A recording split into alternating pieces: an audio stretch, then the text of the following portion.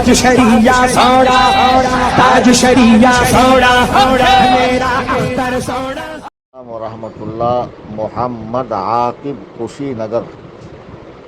بھائی صاحب پوچھتے ہیں کہ بخاری شریف میں جو رسول اللہ صلی اللہ علیہ وسلم کے خودکشی کی کوشش والی حدیث ہے اس پر کیا شیعہ اور غیر مسلم اعتراض کرتے ہیں، اس کا کیا جواب دیا جائے؟ اگر حدیث صحیح نہیں ہے تو امام بخاری نے کیوں لکھا؟ بہت سارے وسوسے دل میں آتے ہیں. بھئی جب آپ کو حدیث کی تعریف پتہ چلے گی تو خود ہی سمجھ میں آ جائے گا کہ کیوں لکھا. حدیث لکھنے کا مطلب یہ نہیں ہوتا ہے کہ اس میں دینی مسائل بیان کرنا یا اس سے لوگوں کو دین سکھانا. اس کا مطلب یہ ہوتا ہے کہ یہ روایتیں ہیں، اب اس کے بعد مجتہدین یہاں سے مسائل نکالیں گے. سمجھے؟ جیسے میڈیکل اسٹور میں تمام طرح کی دوائیاں ہوتی ہے تو اس کو عطار کہتے ہیں جو میڈیکل اسٹور کے اندر بیٹھا ہوتا ہے، اور ان دواؤں کو جو تجویز کرتا ہے اس کو طبیب کہتے ہیں.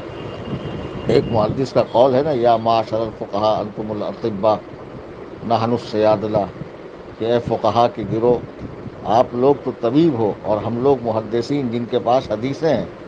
حدیثیں تو بے شک ہمارے پاس ہیں، لیکن اب کس سے کیا مسئلہ نکلے گا یہ ہم لوگ تھوڑی جانتے ہیں. جیسے عطار کے پاس دوائیاں ہوتی ہے لیکن کہاں کون سی استعمال ہوں گی وہ نہیں جانتا، ایسے ہی محدثین جو نرے محدث ہیں جن میں صرف روایت کا ملکہ ہے، درایت کا مسئلہ نہیں ہے، ملکہ نہیں ہے، تو ان کا کام ہے جمع کرنا. محدثین کا کام کیا ہے؟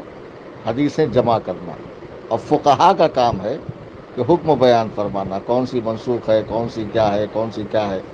پھر ماہرین فن اسماء الرجال بیان کریں گے کہ اس حدیث کا کیا حکم ہے، اس کے راویان کا کیا حال ہے، وغیرہ وغیرہ. خالی بخاری کھول کے پڑھ لیا اور بس منہ میں آ گیا اعتراض کر لیا، یہ کوئی عقل مندی کی بات ہے؟ اور یہ کہنا کہ امام بخاری نے اس کو کیوں نقل کیا. امام بخاری رحمۃ اللہ علیہ ایک بڑے درجے کے محدث ہیں، بلکہ مجتہد فی الحدیث ہیں، اور اللہ کی توفیق سے ان کی کتاب قرآن کریم کے بعد سب سے بڑی کتاب مانی جاتی. تو انہوں نے احادیث کو لکھ دیا ہے، لیکن سیاق و سباق بھی تو سمجھو. یہ حدیث بہت بڑی ہے. یہ تو آپ نے مختصر میں پوچھا. حضرت عائشہ کی روایت ہے کہ وہ فرماتی ہیں کہ حضور پہ کس طرح وحی آتی. تو سونے کی حالت میں آتی تھی شروع میں، بعد میں ایسے گھنٹے بجتے تھے جس سے آپ کے کانوں میں بہت تکلیف ہوتی تھی. یہ شروعات کا دور تھا. پھر آپ غار حرا میں جاتے، گھنٹوں گھنٹوں بیٹھتے، کھانا بھی ساتھ لے جاتے، بلکہ کئی کئی دن رک جاتے اور محو ہوتے. اب کوئی ایک الگ کیفیت ہوتی. پھر حضرت جبریل امین آئے پہلی مرتبہ، تو حضور علیہ الصلوۃ والسلام کو حضرت جبریل کو دیکھ کر عجیب سا محسوس ہوا، ایک خوف کا عالم طاری ہوا. پھر آپ نے کہا پڑھیے اقرأ بسم ربک الذی خلق. حضور نے فرمایا میں نہیں پڑھتا. پھر حضرت جبریل نے آپ کو دونوں بازوؤں سے جکڑ لیا. حضور علیہ السلام فرماتے ہیں کہ میں نے اپنے آپ کو وہاں پر کمزور پایا. وہ ایک دم شروعات کا دور تھا، وحی الہی کے اترنے کا. یہ اللہ کے کلام کی تاثیر تھی، اس کا جلال تھا. پھر حضور علیہ الصلوۃ والسلام جب گھر تشریف لائے، حضرت خدیجہ سے کہا کہ مجھے چادر اڑاؤ، مجھے چادر اڑاؤ. اور پھر یہ واقعہ بیان کیا کہ میرے ساتھ ایسا معاملہ پیش آ رہا. حضرت خدیجہ نے کہا کیا آپ صادق نہیں ہیں، آپ امین نہیں ہیں، آپ مفلسوں کی، ناداروں کی مدد نہیں کرتے، گمے ہوئوں کو راستہ نہیں بتاتے، آپ لوگوں کو اچھائی کا حکم نہیں دیتے، برائی سے نہیں روکتے. یہ ساری باتیں بتائی. اس وقت کے جو بڑے بڑے کاہن تھے ان کے پاس لے کر گئی.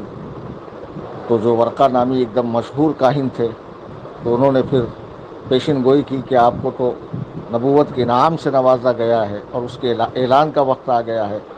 کاش کہ میں وہ وقت پاتا کہ آپ کے ساتھ چلتا، اور آپ انتظار کیجئے کہ آپ پر اس طرح اور وحی کی برسات ہوں گی.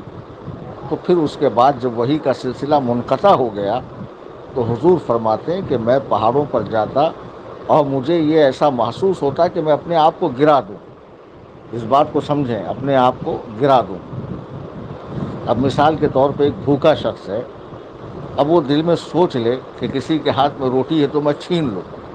تو کیا صرف اس سوچنے سے آپ اس کو جو ہے ہاتھ کاٹ دیں گے اسلامی قانون کے تحت؟ کہہ رہے بھائی اس نے سوچا کیسے؟ ارے اللہ کے بندو، یہ تو حدیث بھی ہم نے پچھلے دنوں سنائی تھی کہ اللہ نے میرے امت کے وسوسوں کو معاف فرما دیا. یعنی دل میں آنے والے خیالات کو، جب تک وہ عمل میں نہ آئے۔ اب ایک شخص نیکی کا ارادہ کرتا ہے تو نیکی لکھ لی جاتی ہے، صرف ارادہ کرتا ہے کہ میں فلاں نیک کام میں مدد کروں گا، حالانکہ کسی وجہ سے بیچارہ نہیں کر پاتا، لیکن خدا کی رحمت دیکھیے نیکی لکھ دی جاتی۔ اور گناہ کا سوچ لیتا ہے تو فرشتے قلم کو رو کے رکھتے ہیں کہ شاید باز آ جائے، جب تک وہ گناہ کر نہیں لیتا اس کا گناہ نہیں لکھا جاتا۔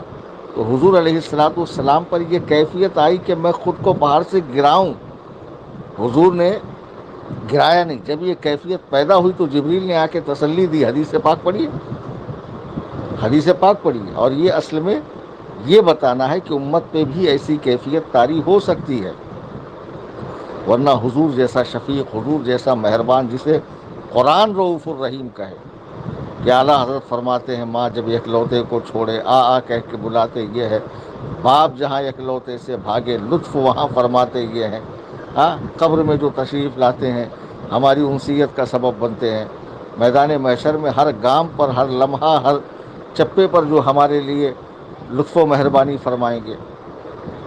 تو خودکشی یقیناً گناہ کبیرہ ہے، گناہ عظیم ہے، اور حضور علیہ الصلوۃ والسلام کے حوالے سے یہ سمجھنا کہ آپ نے گناہ کا تصور کیا، ایک سرکار کا کلمہ پڑھنے والا کیسے سوچ سکتا ہے؟ حدیث ہے تو حدیث کا سیاق ہے، سباق ہے، اگلا ہے، پچھلا ہے، حدیث کی اپنی ایک حالت ہے، متصل ہے نہیں ہے، ہاں، اور پھر یہ کس دور کی بات ہے اور اس کے ضمن میں کہا کیا جا رہا ہے کہ ایک بھوکا شخص سوچ لے کہ میں کسی کے ہاتھ سے روٹی چھین لوں، تو اس کا سوچنا گناہ نہیں ہے، جب وہ چھین لے، واقعی چھین لے، اور چھیننے کے بعد پکڑا جائے تب کہا جائے گا کہ بھئی اس نے کوشش کی تھی، اس نے روٹی چھیننے کی کوشش کی تھی، پکڑا گیا، نہیں چھین پایا، کامیاب نہیں ہوا، لیکن سوچنے پہ یہ کہنا ہے کہ اس نے کوشش کی، تو یہ تو حماقت بھری بات ہے، یہ تو ایک کیفیت ہے۔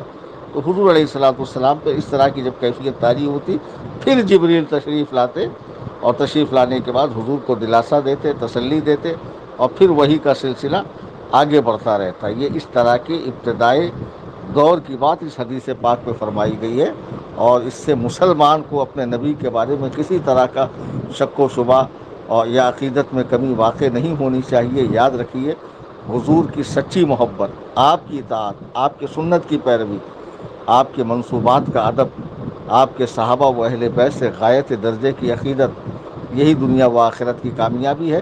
اگر کبھی کسی کے بہکانے سے ایسے وسوسے آ جائیں، لاحول پڑھا کیجیے، کثرت سے درود پاک پڑھیے، صلاۃ و سلام پڑھیے، انشاءاللہ ایسے وسوسے ختم ہو جائیں گے۔